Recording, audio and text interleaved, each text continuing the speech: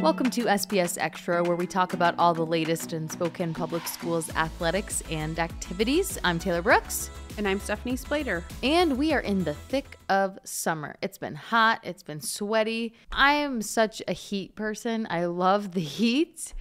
You should see me in the office. I'm wearing my jacket, a blanket over my legs. I am that kind of person.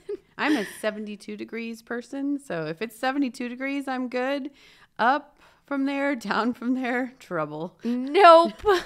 No, this has been a really nice summer in Spokane. Yeah, it has so far. Yeah, especially in Spokane schools because we've got kids out there doing all the things. You go by the majority of schools in the thick of this July, and you will see something going on, whether that is cross-country kiddos at North Central, Shadle football players playing with their big giant ball, rubber, like doing an elementary game. Yeah, like big old group of high school boys. Those big, awesome, like fun rubber balls that you would get at the grocery store or whatever. Yeah, that looked so have fun. Seen that. We have a ton of stuff going on in our middle schools.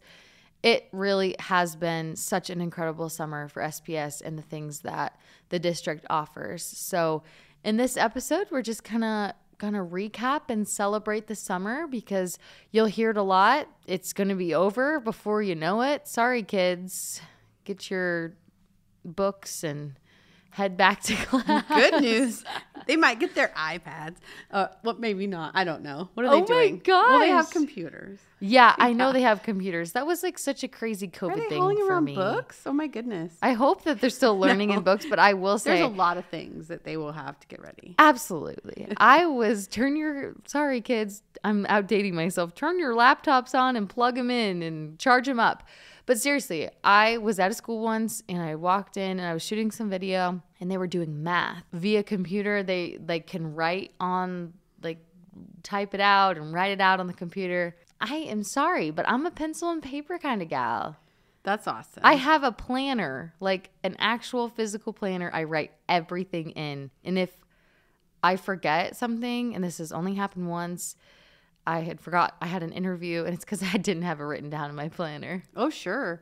Well, the cool thing is, I think, and I always say these days and then feel like an old lady, but these days I think there are different points of access. So kids can be on a tablet. They could be on a laptop. Yes. They could be writing. They could be like me, obsessed with pens and buying all the pens and wanting to write everything down like you, it sounds like. And yes. So there's all different ways. And I think that's been a focus lately. And so we try to do that with extracurricular and activities also, that there's not just one way to do anything. No. And there's not just one way to do things well. And like our summer is like that. There's like things all over the place. Right. Not just athletics, not just STEM, not just certain things at certain places. We've got all the things going on. You should have seen Space Week at Camp Imagine a couple weeks ago.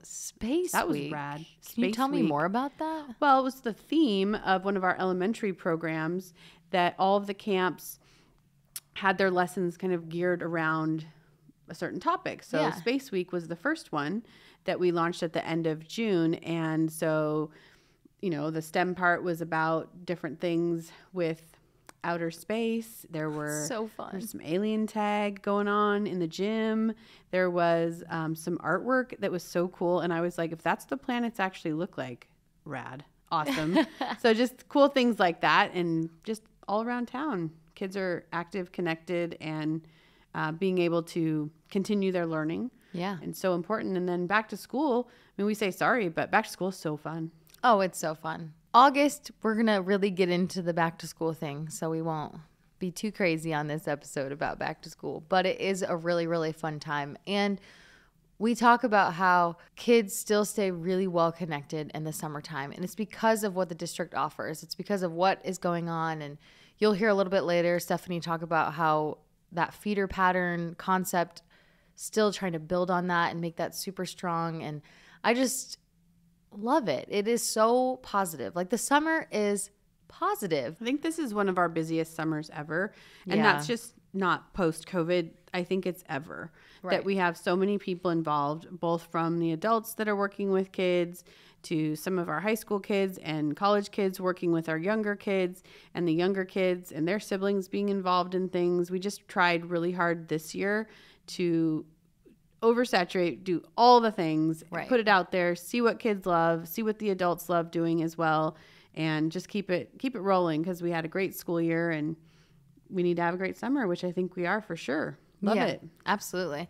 And it's so hard when we're choosing our theme for the month in this podcast, it's so hard because we want to talk to so many people, but we know that, I mean, if you guys want to listen to a 3-hour podcast, let us know, but we have to keep it, shorter and things like that. And because we all know our attention spans are not very large, but if you're out there and you're listening to this and you're like, oh, we didn't cover this, we didn't think of this, trust me when I say we're thinking of you.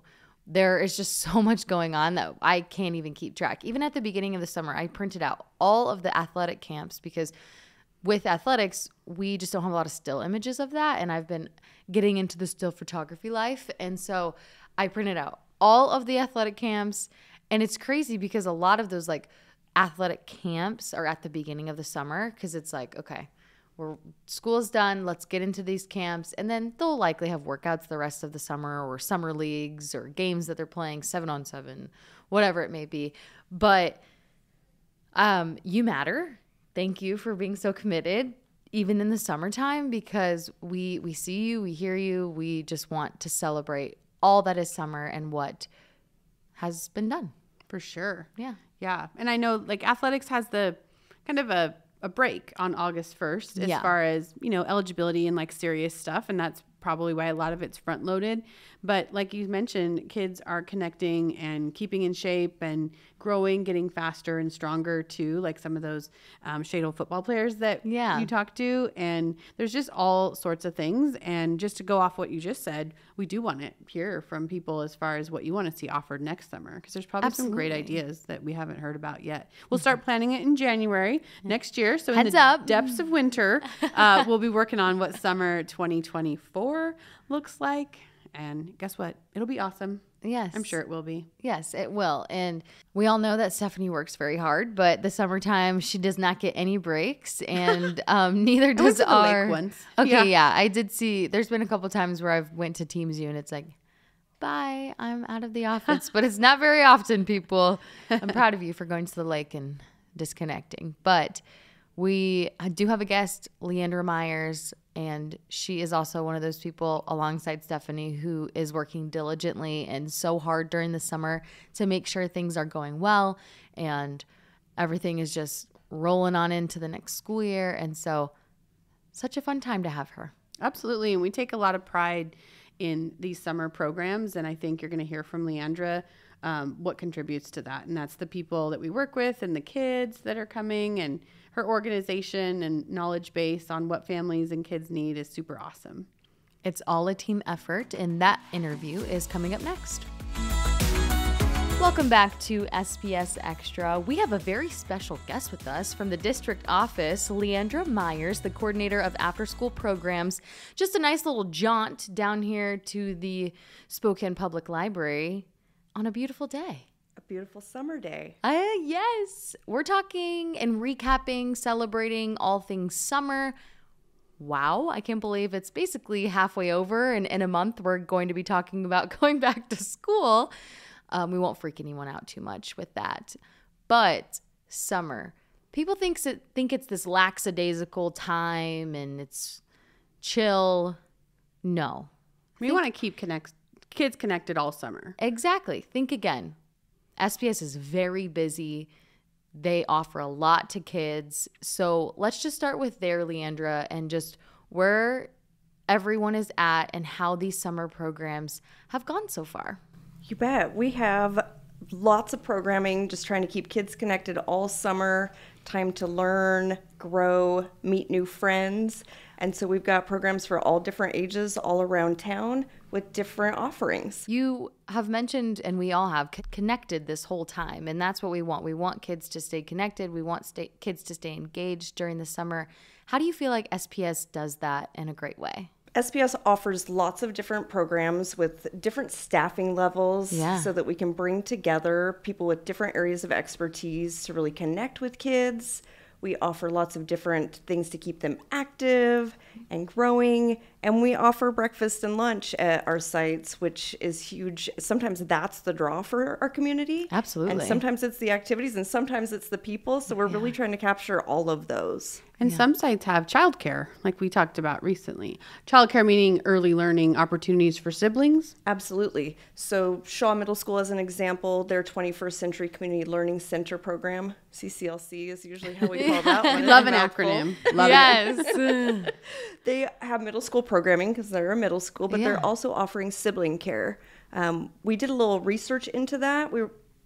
I was at Shaw for many years, and part of that, I asked students, why aren't you coming to summer program? Like, we've got all this cool stuff happening.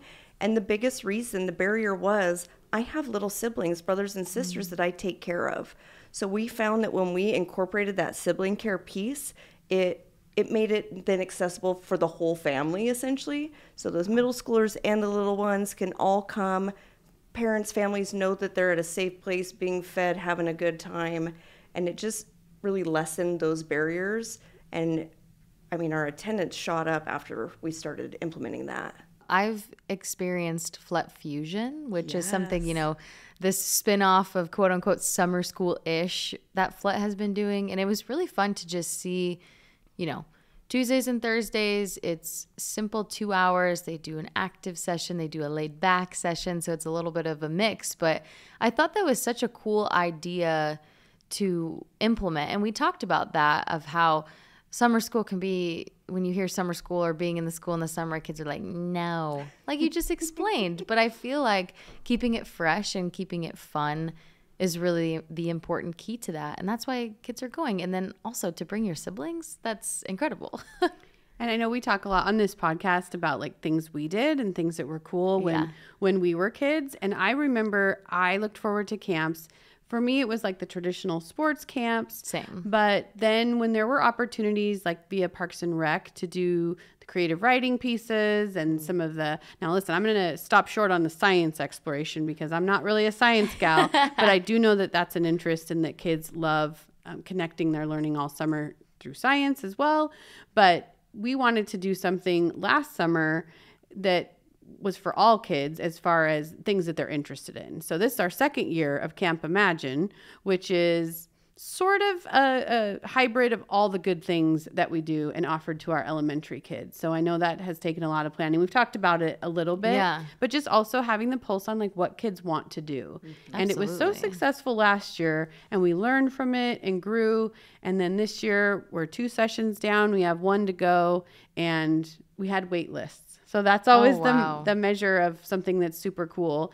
And that's been a fun new thing that we look forward to doing into the future.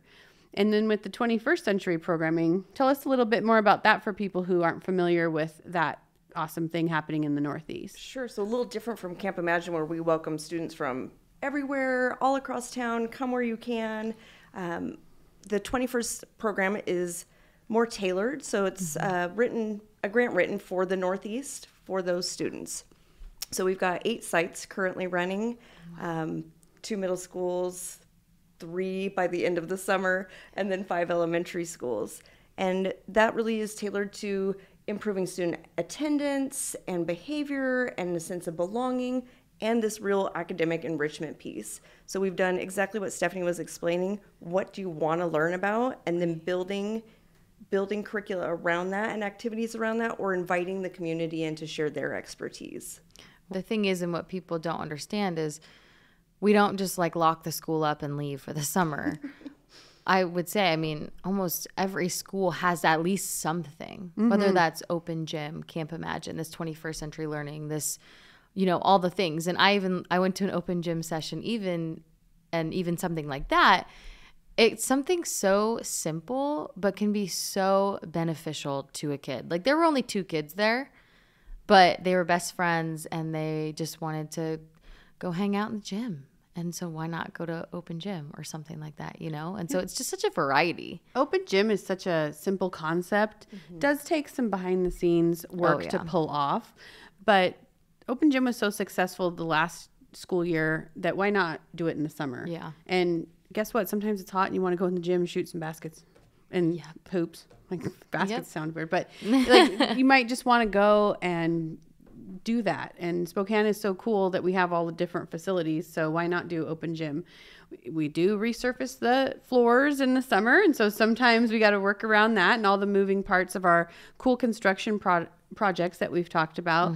But open gym was definitely something that we wanted to focus on, at least having a couple sites this year and probably more into the future. And we don't have a shortage of cool adults that want to work with kids right now in summer programs. So that's cool too. Because I think it's just as important for the adults to stay connected and doing the things that they love. The enthusiasm for some of our staff is awesome. Yeah. So that's great. I've met some really awesome people this summer.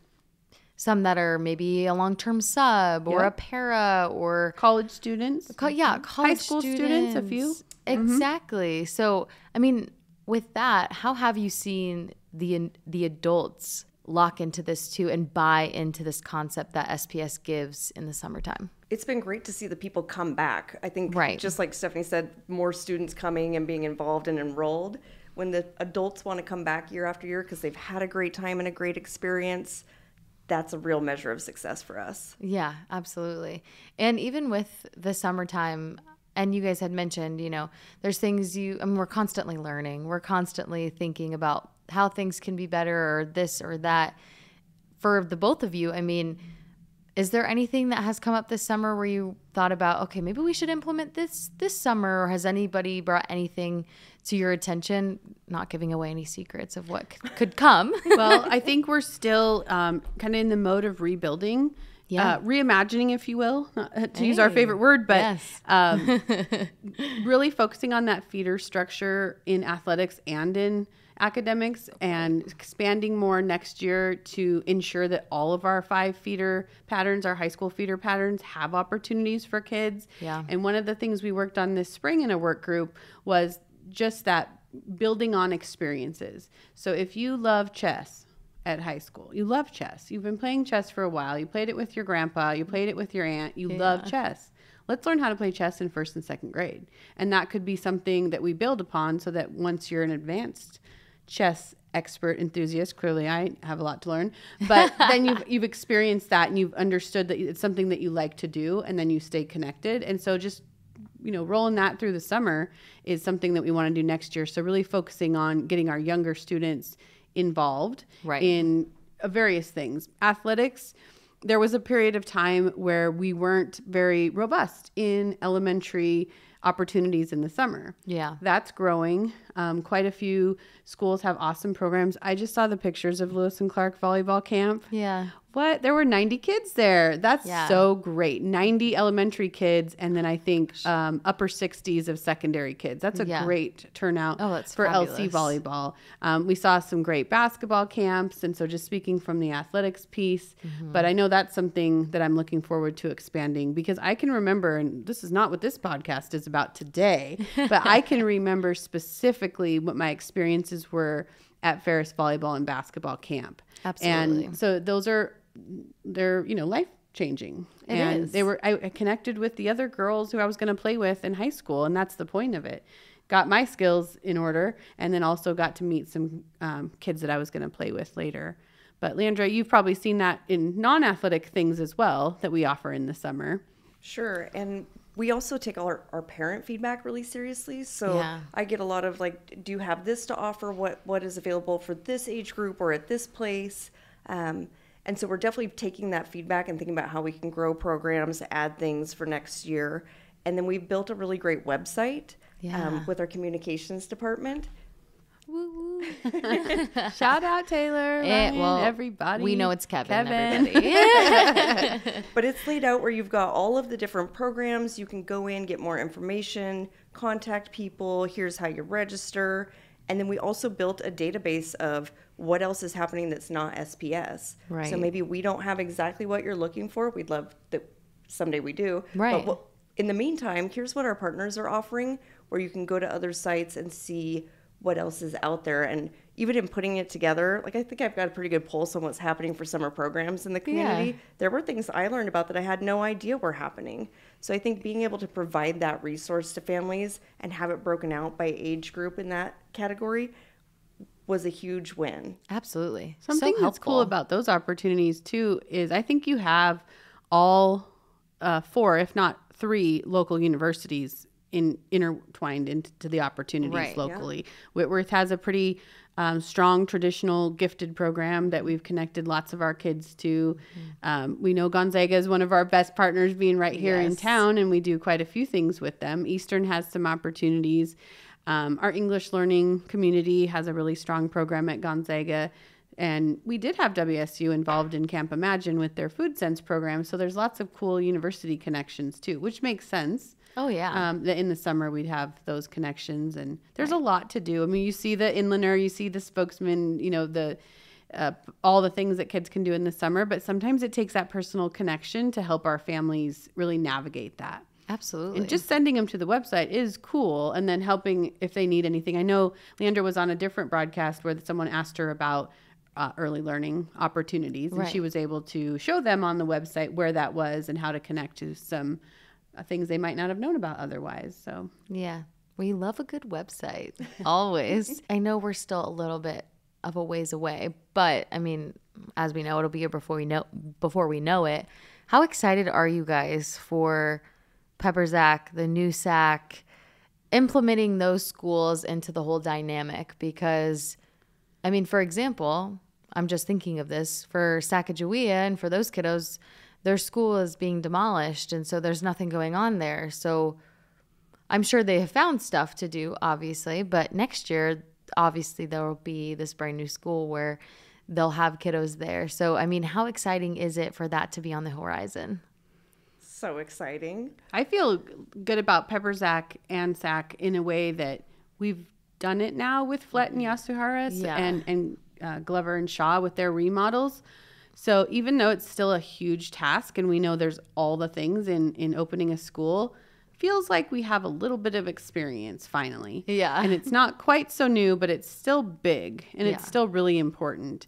I know Dr. Swinyard and I were talking this morning about some of the structures that we want to have in place for our 6th graders and their experience and a menu of options. He borrowed our branding that we have the menu of options for kids, which is cool. But talking about at launch conferences, how can we show our 6th grade families some of the things that they have available to them? So we're excited about that for sure. And it feels like even though we have that experience of opening these other new schools and rebuilding schools, every time you open a new school, it's so exciting. So can't wait to see all the facilities. Love it. And when the students first get to go in, there is nothing more magical. There's a lot going on, but super exciting. Yes. So many things to look forward to. And it might feel like mid-July, but August and fall is going to be here before we know it. Oh, yes, it will. Well, Leandra, thank you so much for joining us and coming and talking about all these amazing things.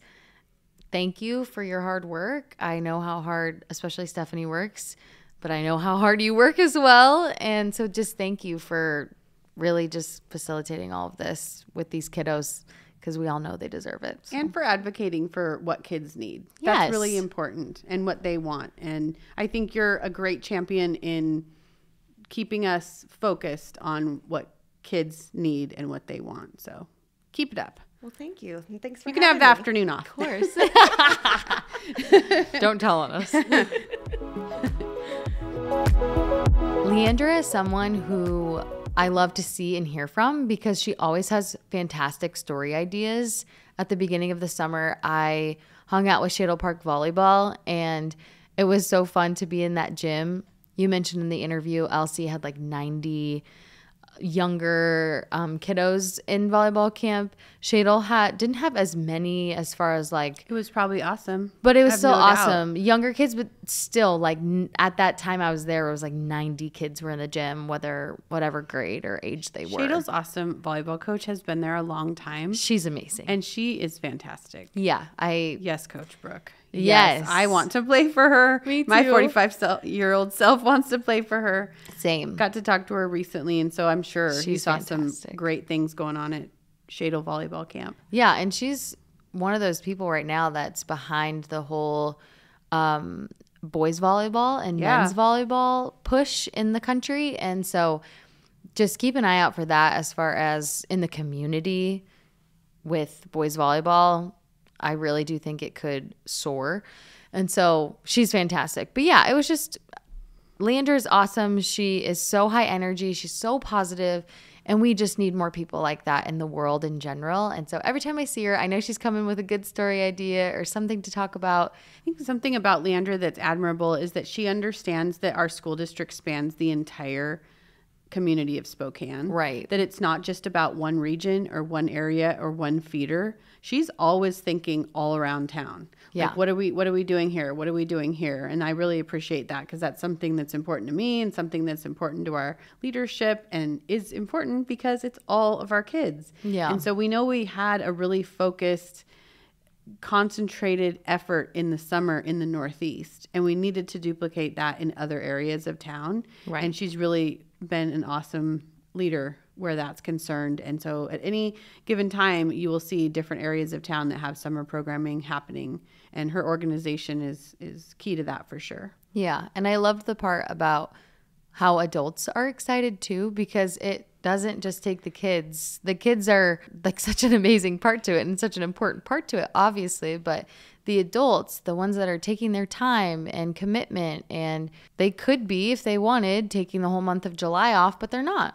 I can say this, and not to go into a ton of details, because that's not what this is necessarily about, but we didn't need to post any jobs for summer programs. Yeah. Because everybody came back from last year. That's amazing. And if they weren't someone who was coming back from last year, they were coming back from even the years prior. Yeah. And there is no shortage in Spokane schools of awesome people who want to work with our kids in summer programs. Yeah. And I thought about that one day because I thought, it's not paying any bills, really. Right. I mean, it's a fine supplemental little bonus, but I think that those adults are continually wanting to be connected to the kids in the programming as well. So those ideas about Camp Imagine having themes every week and there being Space Camp and other themes throughout are from the people working with the kids at the camps. Right. And Rogers All Sports Elementary Camp kids camp that they put on this year is a design of the Rogers coaches. And so it's really cool to see what we're doing, and Leandra just brings it all together and has really taken a huge amount of pride in the summer programming. Yeah. And of course, as we know, a lot of the summertime, there is a lot of athletics going on. You've got your camps, you've got 7-on-7, you've got 1,000 things going on. And our next interview will be with a couple of juniors at Shadle Park who are a part of the football team. And it's just so fun to hear their perspective on how much work and time goes into the summer. And Stephanie and I can both vouch that the summertime is fun in athletics, but it is also hard. For sure. I like what Shadle's done, because when you were setting up the interviews with them, looking at their schedule for what those players are doing, they're doing a lot of things, from skills to weights and conditioning to team building to leadership training to getting to know coaches. And there's a lot to it. So I'm glad you were able to talk with them. Welcome back to SPS Extra. I'm at Shadle Park High School with some football players. I'm going to have them introduce themselves, and then we'll get this started. Hello, I'm Chase Hendren. My name's Carson Eichstead. Both juniors on the football team, and let's just start with that. First of all, both juniors, both picked by your coach to talk to me. So obviously you guys play a pivotal role in the game and obviously off the field as well. What does leadership mean to you guys, especially being upperclassmen now and going into your junior season? Leadership to me is like a sort of a bond, like through a team. It's kind of a glue, I think. A big thing we have here is like we're the leaders is like servant leadership. So like not leading from the front, it's like leading from within. It's like think of like a circle. We're like from around. There's not one guy that just leads everyone in like big dictatorship or something. Like we all have a role, and like we're just trying to get each other better. I think it's just huge. Like all our captains are juniors right now, so I think it's just big. We have time to grow as leaders, so we have another year. So I think it's huge for us juniors to be able to lead the team with no senior help as captains. So kind of take me through what you guys have been up to this summer, what workouts are like, and how much dedication you have to have in the summer to prepare for the fall. It takes basically half your day. So we wake up at I don't know, 7 a.m. Most guys are waking up at 6:30 maybe to get here. And we're here till most Sometimes days like after 12. 10, some days after 12 for scrimmages or 7-on-7 like we have today. And a lot of guys show up, and I think it's huge for guys to show up for this, because if you don't show up for this, you're missing a lot when we get to season. We're going through play review. Workouts are huge. You're getting stronger, getting faster, getting better. I think the workouts are a big part. It's like the big freshman classes and younger guys, like a lot of them just don't work out, have never worked out before, and it's just like it's big growth. So like I know when we came in as freshmen, I was just like, and the older guys, I was not as strong, and then like a progression. So like you keep going, showing up every day more and more. You're getting stronger. You're increasing weight. And it shows on the field, like you're getting better. That's a huge thing, is the physicality and like working hard on the field. Like it all comes from the weight room, and like your own dedication and your push and drive. Like that's why you want to be here in the weight room, is like to get yourself better and stronger. It's like that's every day we work out. And then like we do a lot of speed and agility too, but like throughout the summer we have a thing like to translate for the first game. Like we actually like have requirements, like you need to show up every day, because if you want to play, you want to be here. So like there's a huge drawback if you don't show up every day from the summer. It's like not only just like play, work out in like whatever team practice, but like there's a whole bunch of chemistry. We're here every day. We're getting better. We're moving on together. I think it's huge to be here also because we're building better relationships with our teammates and our coaches. I mean, I think it's huge for the freshmen that aren't here. They're not building a relationship with the rest of their team and the coaches. It's so different from what you go to from middle school sports. That seems like nothing compared to the transition. I mean, did you guys feel prepared? And if so, how did you feel prepared? And how have you seen yourself grown? I don't think I was really prepared at all. I wasn't lifting like I am now before freshman year. Lifting has just made me all around a better person and has made me way more fit and better at the sport. So, yeah, I don't think I was very prepared.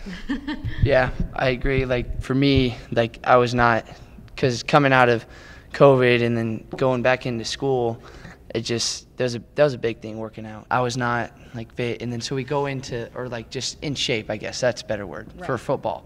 It's like going in and working out every day, and it's like I could feel how I was getting better, and like I was more conditioned and I was getting in shape. And then come from like beginning of summer to that beginning of the school year, from like 8th to 9th grade, it was huge. You mentioned lifting has made you a better person in general, and that is true, I feel like, for sports throughout. Doesn't matter what sport you're playing, you're learning valuable lessons on the field and off the field. We hear that all the time.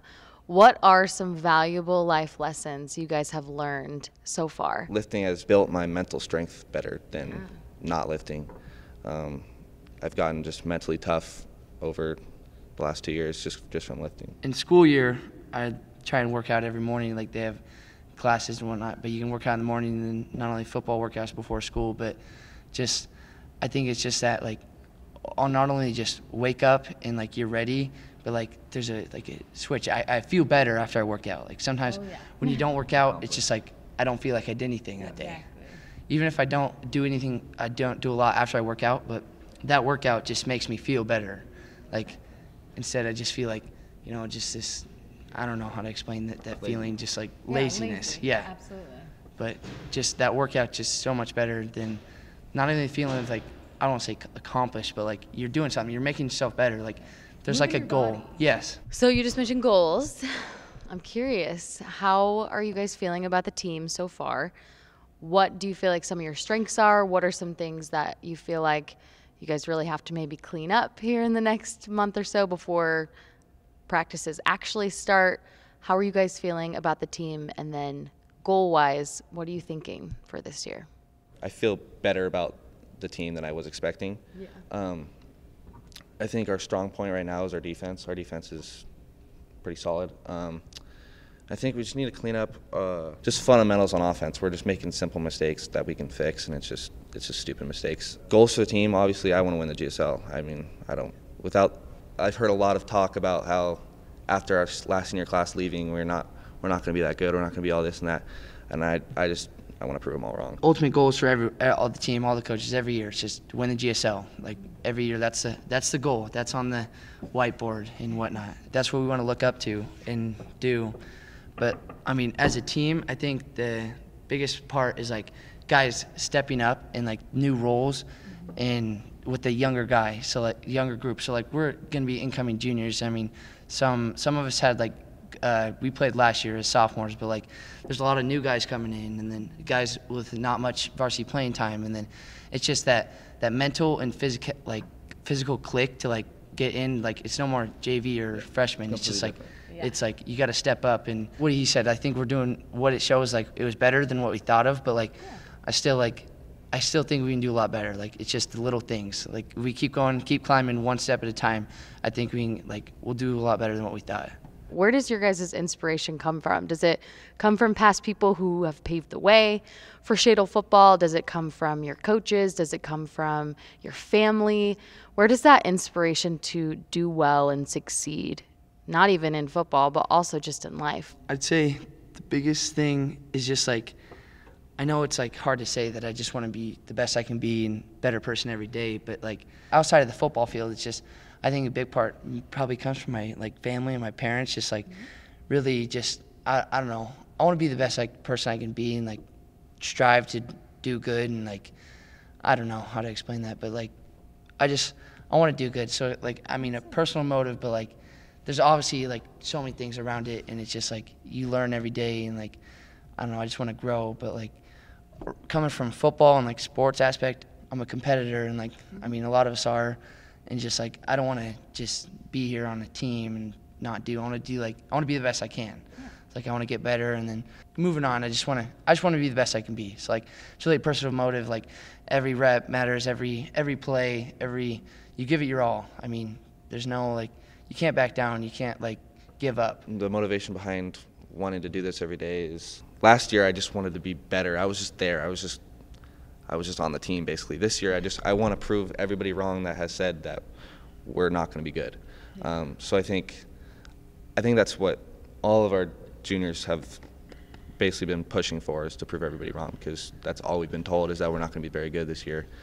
So that's been my drive ever since last season has ended. I just wanted to be able to prove everybody wrong. So I've really thrown some serious questions at you guys, and you guys have been amazing sports.